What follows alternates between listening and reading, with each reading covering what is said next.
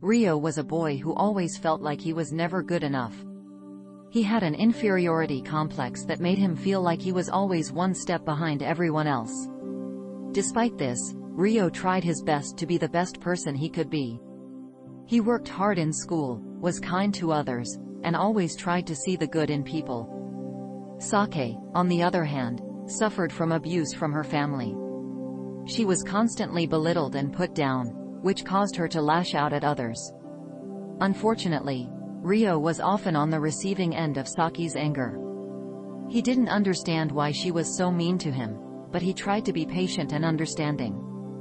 One night, Ryo and Sake found themselves in a strange situation. They had unknowingly been placed under a mysterious spell that caused them to swap bodies overnight. Ryo woke up in Saki's body, and Sake woke up in Ryo's body.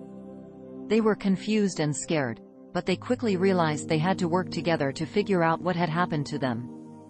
As they lived in each other's bodies, Ryo and Sake began to understand each other better. Ryo saw firsthand the abuse that Sake had to endure, and Sake saw how hard Ryo tried to be a good person despite his insecurities. Over time, they grew closer and fell in love.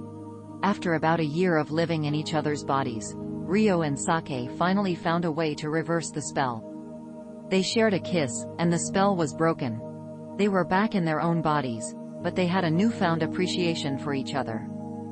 Ryo's inferiority complex had melted away, and he realized that he was just as capable as anyone else. Sake had learned to control her anger and had found someone who loved and accepted her for who she was. They continued to date and eventually got married, grateful for the strange spell that had brought them together.